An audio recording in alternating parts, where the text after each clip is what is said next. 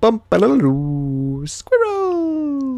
So hello, and welcome to another Legends of Runeterra video. My name is Chris, and today we will be playing a deck called Who Makes the Orders. I wonder if you can guess who's in this one, because this is a Gangplank Vi deck.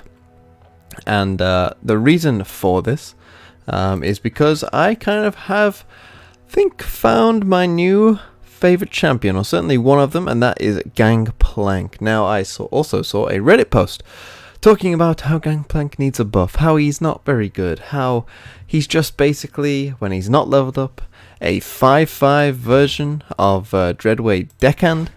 That was the equivalence they made, and you know, that's somewhat fair.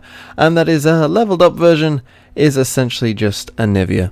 And again, I understand where they're coming from, but of course, these people, I am glad they are not balancing the game, because Gangplank is in a fine place. I think he's probably one of the best, well-rounded champions in terms of design. Not too strong, not too weak, in a good place, I think.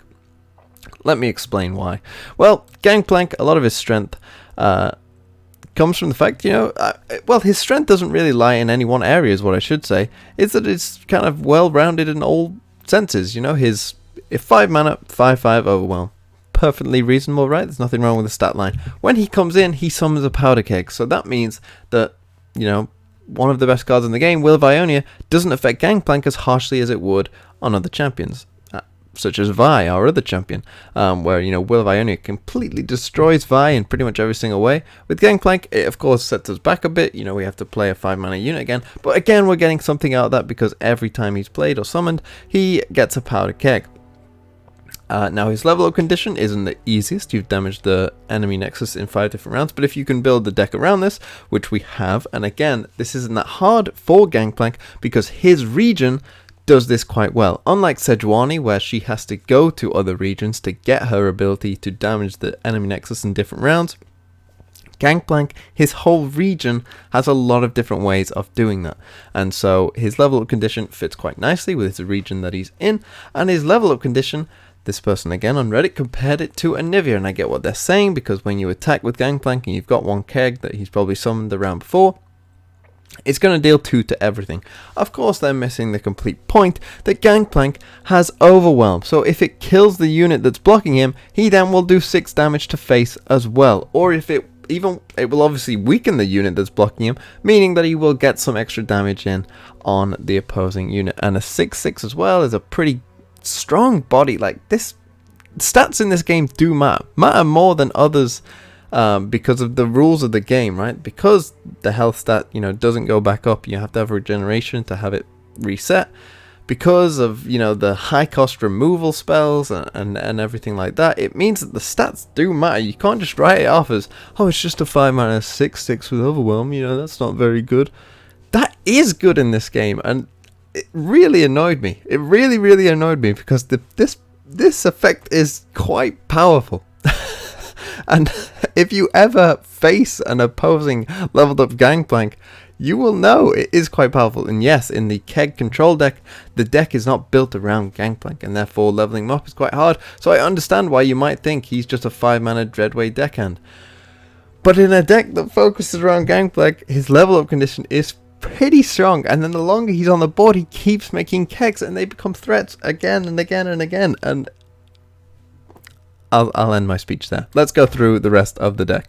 Okay, so as I say, the deck is built around Gangplank, so therefore we have 2 warning shots to allow us to deal damage to the enemy nexus on opposing turns when we might not be attacking, or if we can't get damage in on the nexus.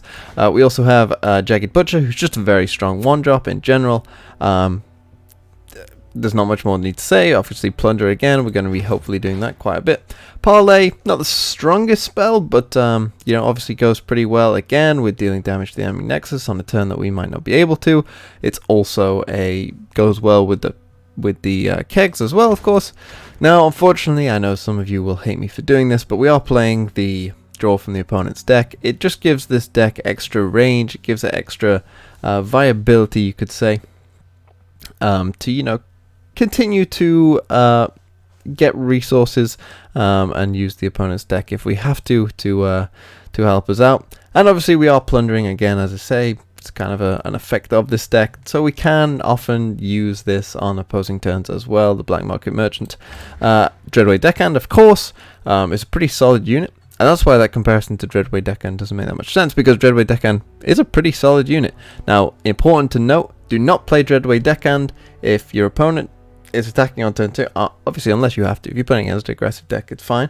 And if you are playing against an aggressive deck, it can actually be quite good, because oftentimes your opponent is now left with a choice. Do they kill the keg or not?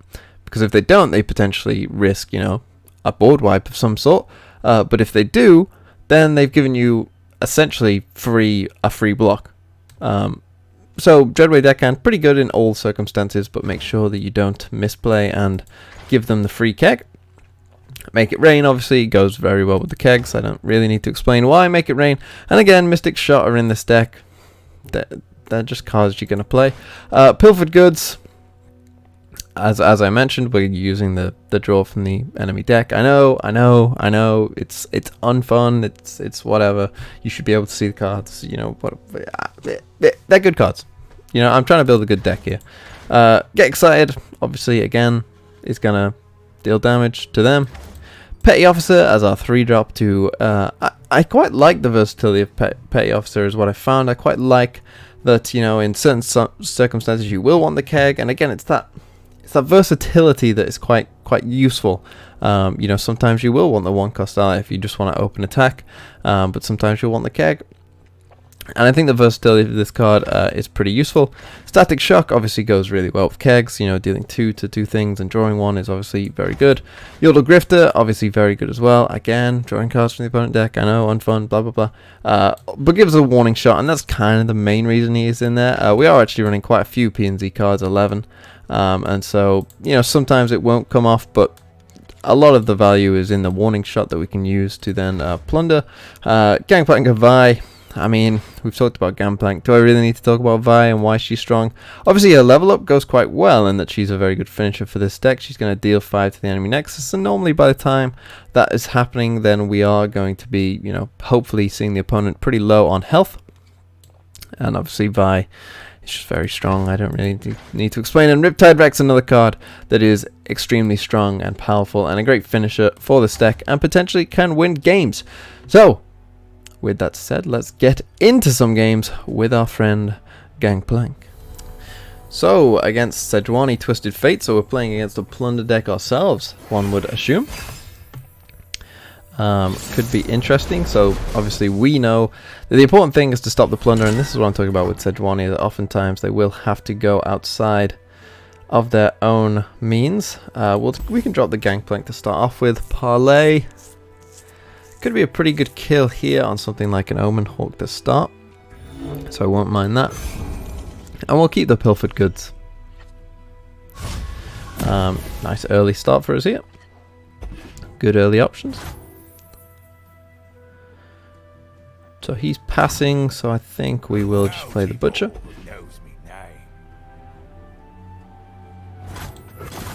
And we can open attack now, potentially into a Pilfered Goods.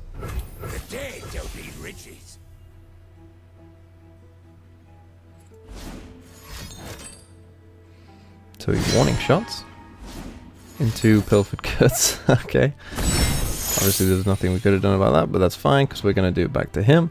So we're going to be playing each other's decks for a little while. And he got a Jagged Butcher. Wow. Okay. Well, I too can draw cards, my friend. And I took a Riptide Rex off you, so I think I won that exchange overall. Now we will block this and parlay it, likely. Let's get to it. As it's always important to stop this as much as we can.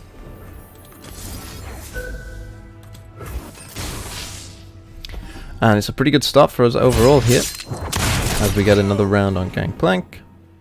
He plays a unit now, we can obviously hide gun, but I don't feel the need to right now. Another Vi. I'll pass here. If he wants to just pass it back, that's fine as well. Yeah, you don't Plays a Yordle Grifter. play my hired gun.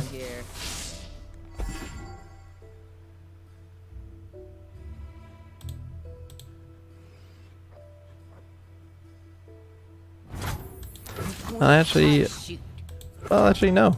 I'll just do this to start. That's fine. And I think we will go in for a good old static shock.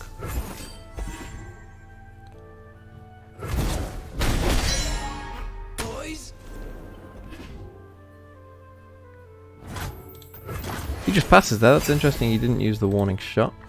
One would think he's waiting for a plunder. We obviously have Vi if we wish. It will be a pretty strong card to put down onto the board, you would have thought. Keep up, keep up. Zap Spray Fin. Could try and Mystic Shot this, but he's always got the warning shot, so I'm not too bothered about him potentially getting something in here. Let's do this. So I'll let that one fly. And I think right now, could go for the old Gangplank. I don't mind it here. Quite like Gangplank here, I think. So he just ends the round, and we've got a pretty good open attack here.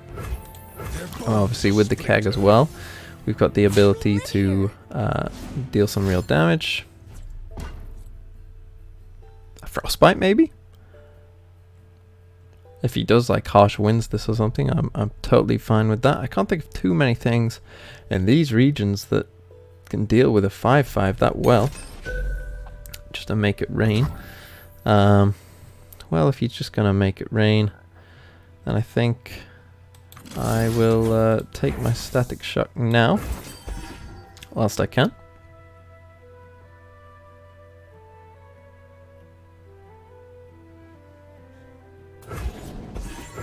This is him going down to 9, and we obviously know with our deck that that could be potentially pretty good for us overall. With the Rex as well, potentially coming in on turn whatever it would be. So he gets the Black Market Merchant, that's fine. So he goes for a keg. Could try and punish this now. He does always have the warning shot, right, for the 2 damage. So I'll leave it for now. I don't think there's a need to make it rain just yet. Could be on something like Sejuani, which obviously wouldn't be ideal for us. But now we've got 3, 6, 7, 8, and then, you know, potentially even more there. So he goes for hired gun instead. I think now is probably a good time to make it rain.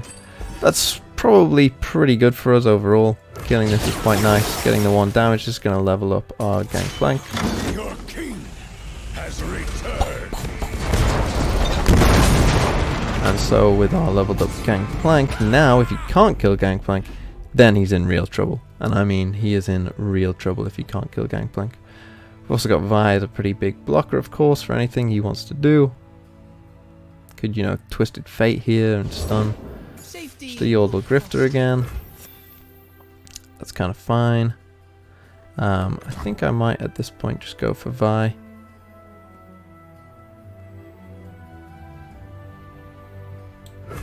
Still got the Mystic Shot if we really, really need it. But with Vi, we have pretty good out here as well.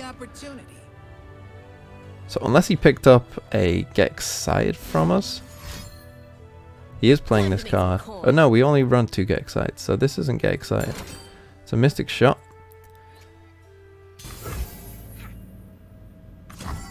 With the keg, that will kill him. So what we can do is make it rain again, of course. And that's gonna pretty much end that as a thing. That went about as well as it could for us, of course. He might now have to just warning shot us.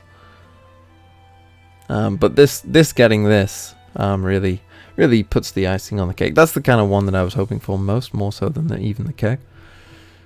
He just lets it go. He doesn't want to use that, and it looks like we're in pretty good position overall here. I mean, we've got a great open attack here, as you'll see, and you'll see the power of Gangplank when you add him in a deck. That is pretty nasty here. He's going to get that keg. First attack.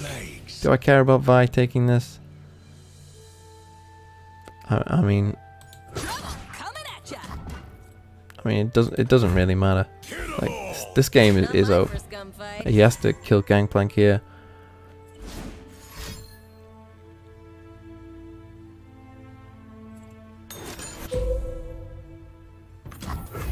Okay, so that leaves him on 1. I could actually use you. On Gangplank. That's going to both level up Vi and give us lethal, of course. We know in our back pocket, obviously, we've got him. It doesn't really matter. But it's important to try and play the least committal play as possible, just in case he does have something. There we go. Yeah, Gangplank leveled up pretty strong, as I said. A 6-6, a lot of regions struggle to deal with a 6-6. Don't listen to people on Reddit. That's the advice. Let's get into another game. Swain Elise. This is something I've noticed in Diamond recently, is that a lot of people are playing a lot of different decks. People seem to be going away from whatever, you know, people consider tier 1. I think we can drop 1 Vi and 1 Gangplank there. We'd like to probably see something like a keg at this point. Oh, excuse me. But of course, Mystic Shot, not great against an Elise player, to be honest. Swain, so what he's going to be on Noxian Fervor, Grasp, Withering Whale. He's going to have some tools like that. Okay, there's a Get Excited if we wanted it, but still not ideal. He's got the attack on 2 as well with Elise. It's very, very problematic for us at this moment. Precious Pet is the choice. That's the score on the door.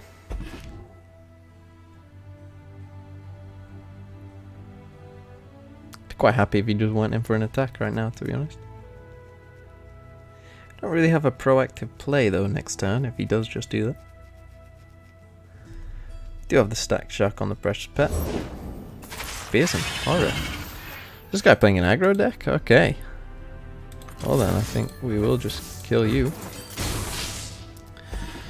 I'm very glad it's this and not Elise, I'll be honest. Elise, where are you? That means that obviously he doesn't have Elise in hand, and that's quite crucial.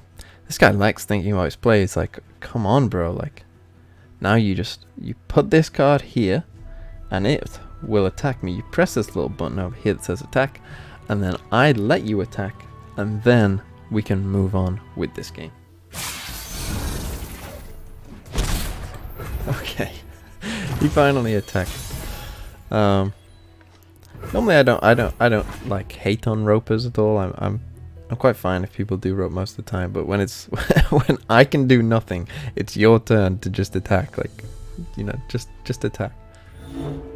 Well, this game's gonna be a marathon, not a sprint. Because this guy really is having a moment or two.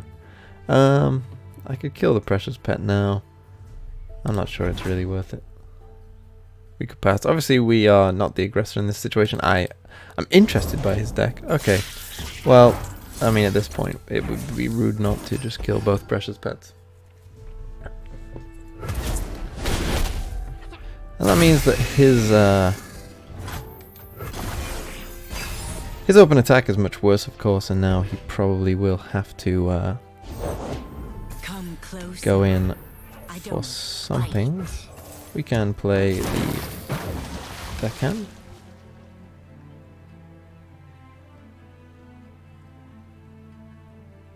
Deckhand obviously isn't doing that much, but it is giving us a Mystic Shot to kill you.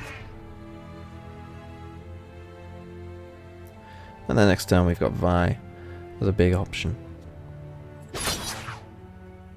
Takes the powder keg. I'm absolutely fine with that.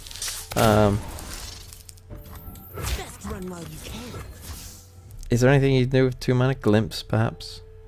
But Glimpse would still stop the damage, and that's kind of what's important.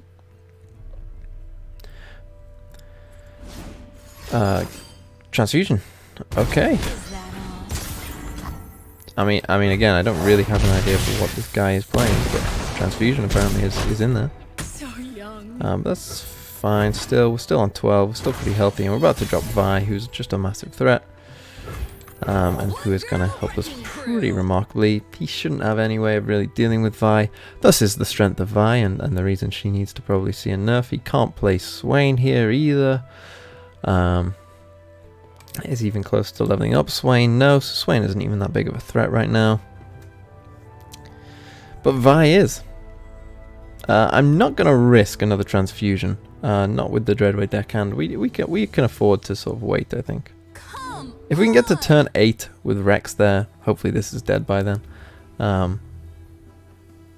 We can do something. He might Noxian Fervor face here. Honestly, that might be his play. But he's going to think about it no matter what. This guy loves to think, and he eventually will just pass. So young. Still a very healthy Vi. There is Swain, but as I say, Swain not that big of a threat with Vi down on the board. I mean, even if he goes in for something like Transfusion to try and, you know, deal with this, he's still in a bit of trouble. I mean, we can just do that. Into you. Rekindler. Okay, that's good to know that he's playing Rekindler. Skitterer. Okay, he's got some fearsome boys out there right now. We have to block Swain. Now, obviously, we don't have a great block on that. This Skitterer is causing us some issues here. Merchant, we can decrease a card of his by 2. He's playing a lot of spiders. Right now, he's dealing 2, 3... there's quite a lot of damage. We might need to get excited here. So I'll pass. Thing is, will he want to risk this Swain? I kind of doubt it. But then if he isn't risking the Swain now, what's he doing with it? Only one card in hand, probably a card I would imagine that he can't play. He does risk it. And so obviously our blocks right now aren't doing much at all, and they're just helping Swain level up. So what we will do instead is... Will I need the Rekindler? Probably not. It doesn't really work with Vi that well, does it? So it's just giving me a good discard target pretty much. And again, we have to hope that this isn't Transfusion. It can't be Noxian Fervor because he's only on 2 mana, so Transfusion is pretty much the only card, but I think it's worth the risk because going down to 4 could be a death sentence because, of course, it's likely he is running Noxian Fervor. Man, this Skitterer really dealt with us. It is Transfusion, wow. Oh no. Oh, it's an extra Swain. Maybe I could have used it as a king, but that's actually fine. I don't mind that. And now he's top decking. We're down on 7. Next turn. Now I would say we can open attack and hopefully get the second merchant out there. Second Rex. Look at you. Okay, he blocks down. Fair enough. Don't be a Swain. I'm quite happy to end the round. Yes, I will end the round. Okay, let's make it rain. Really? Okay, yeah, I'll end the round again. And I think I'll just start with you and make you play something. Okay, yeah, that's fine.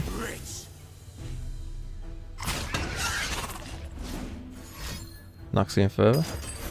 Death's Hand.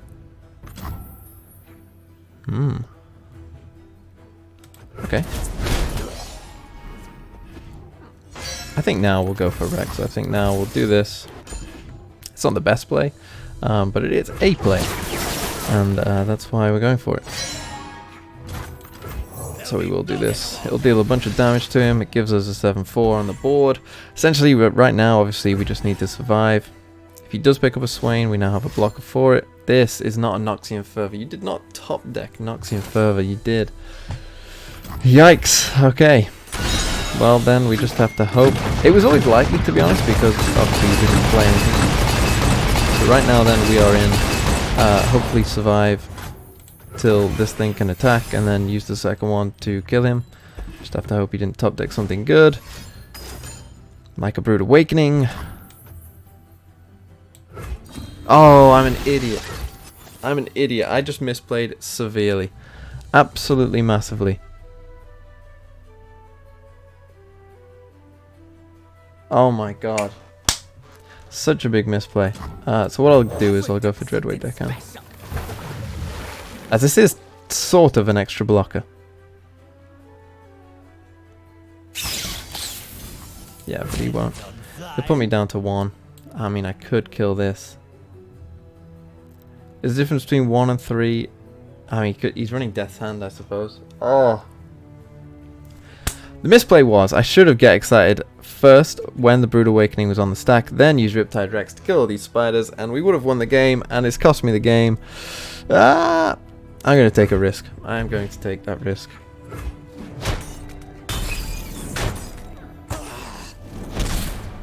I actually think let's just play some units. Let's just play some units. And then together, this is 4.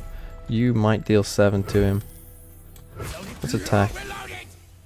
Hope that this is... I don't even know.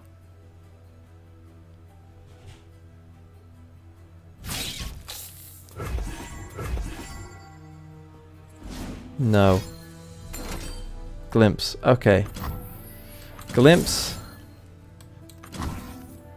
Glimpse. Glimpse, I think, is worth killing. I have to kill you. I have to. Have to kill you. It's not worth it. It's just not worth it. I can't let him top deck more cards. Now, I can deal 7 to him right now, but is that worth it? Is that worth it? Oh my god.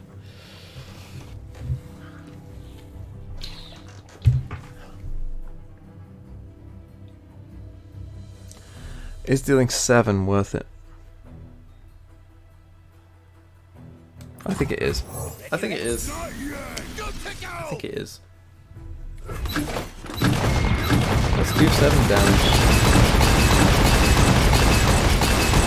We've got Mystic Shot. We've got cards that do 2 damage. Gangplank is not one of them. Top deck Elite. It's Death's Hand. No.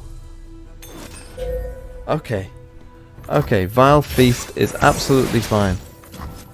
I rarely forget. Kill this keg. It doesn't matter. It's the boss. Sure is, Rex. Come on. Come on. Come on. Okay. Come on. Come on. Yes!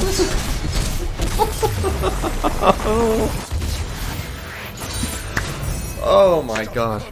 Now that game shouldn't have been that close. Bad misplay by me. Terrible misplay, really. But we got there in the end. Oh my god, we got there in the end. Whew. Oh, wow.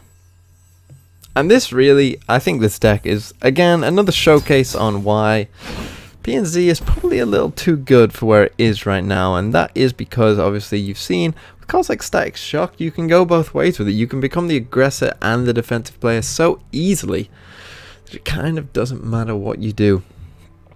Like, you can just, it's like just of choice. It's like, oh, this game I'll be the aggressor. Oh, this game I'll be, like, it doesn't force you into enough things. But anyway, it makes the deck strong. And yeah, as I say, tomorrow's video will again be Gangplank, and I will be combining him with Swain next time, as that will have some nice implications. But yeah, this, as you've seen, pretty solid deck. Don't misplay like I did. That was pretty bad. But this deck can even see you through misplays. Oh god. Oh, that one was a nerve-wrecker. But yes, thank you for watching. I've been Chris. Have a really nice day.